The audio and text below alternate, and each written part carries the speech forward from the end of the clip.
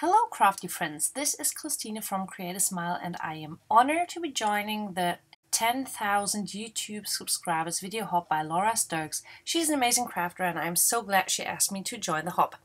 Today I will be making a card using the mandala stamp, which came out last month, and as you can see this is a cling stamp, this is a grey rubber, and then I'm using a new to me product. This is what is it called? It's stamping specialty paper, and I'm going to use it with some distress stains. This technique that I'm trying today could work with other products as well, but I find that this works best on the stamping specialty paper because it has a smooth texture and it works with water in a pretty freaky way, I would say, because it doesn't soak up the water, not at all, and the water takes a little while to dry, so we get really fun texture. And as you can see, I just dabbed on some colors and I tried to go in a circle motion because the mandala is a round stamp and I wanted the colors to go with the pattern.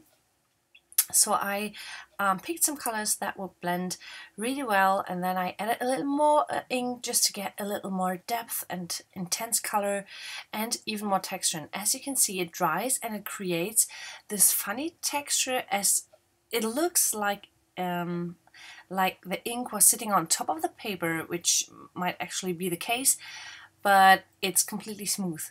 And then I white embossed the mandala stamp onto that colored panel, and I think the colors really turned out beautiful and the texture turned out beautiful. And the fun thing, and this is one more reason to use this paper, one thing that I'm doing now is after I heat emboss that, I will bleach some of the parts of the stamp. I found out by accident. I love when techniques are created by accident. I tried something and it didn't work as I expected it to do, but I added some water to one piece one time. I was stamping some jellyfish on a background that I made this way, and I wanted them to the color was a little too intense for me and I wanted to take away some color. And if you know how you can do it with watercolor paper, you just re-wet your ink and then you can dab it off. And I tried that, and in fact the ink didn't come off. And just like now, you can see it really doesn't get any lighter. But the fun thing about this paper is when it gets dry, it suddenly appears that it kind of bleaches. So I used a water brush and I painted some of the areas with water over and over again. That is why I sped that up so much. I think I went over those areas 4 or 5 times. And now you can start at the bottom, you can start to see that the color is bleaching away, although I don't take it off the paper. And the effect really starts to show after it dries. So funny. I have no idea how this works, but it looks amazing and it gives a little detail and depth. And I have to say that on my jellyfish card, this turned out a little more yes, it was a little more prominent. You could really see the difference. You can see it here, but it was even better on the jellyfish card. However, I liked how this turned out, and then I wanted the mandala to stand out a little bit more, so I took a gray Pit Artist pen, which is a pigment ink, and I added some shadows. I did not use my Copics because I think that Copics and white embossing powder is always a little tricky, because if you touch the embossing powder, it might transfer to your tip, to your Copic marker tip, and I really want to just a few shadows, no blending, so this was the easiest way for me to do it. No blending, just some grey lines. And I think the mandala really stands out in a nice way.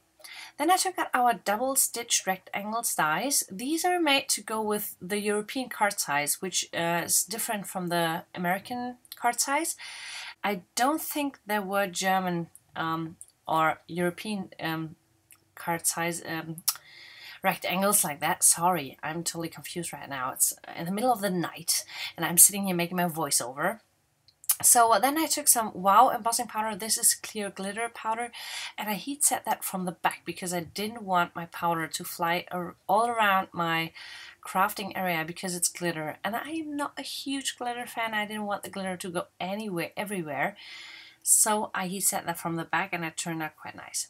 With the Thanks dies that we have, there come 2 in a pack. It's the Thanks Twice set, and one of them is solid and one is kind of outlined. It's more more delicate, and you can stack them on top of each other, and this gives a really nice effect. So I used the delicate one for the glitter paper that I just created, and I used the solid one for just the blue cardstock. I am using some dark blue cardstock because I thought that black would pop, but would I don't know, I didn't want any black on that card because I hardly make any cards without black, and sometimes I just feel like this is a good way to go, to not have any black lines or black sentiments or anything at all. So dark blue was my way to go. Hard to see now, but you will see it in the picture that there are 2 layers on that Thanks die, the solid one and then the delicate outline one on the top, and it glitters and it looks super pretty.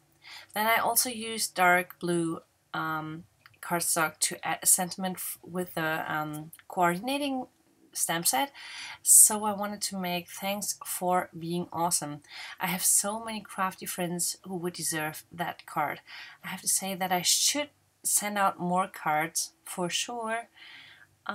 Yeah, I'm working on that, but now I have at least 1 card that will go to a crafty friend for sure. So I heat set that as well with white. It is white embossed. Then I cut a little banner edge, and then I adhered that with some foam tape because we do not have any dimension at this point. I adhered the colored panel to the card base with a tape on it because the this Stampin' specialty paper that I'm using is kind of flimsy, and I didn't want to mount it on cardstock and then use some dimensional, so I just glued it on flat. Worked for me, and now I'm using some Ocean Mist sequins by Pretty Pink Posh. These are tealish, aqua, bluish, whatever, something in between. Super fun color. Works super nice with broken china in the background. And I added then them in a triangular shape because I guess you all know that triangular shapes work well with embellishments, and that is the card. We have some glitter, we have some sequins, we have a fun background, easy to do. Anyone can do that. I hope you feel inspired to try it out as well. Now it's time to hop to the next video, which is by Julie Ebersole for Alan Hudson. Thanks so much for watching. Have a great day.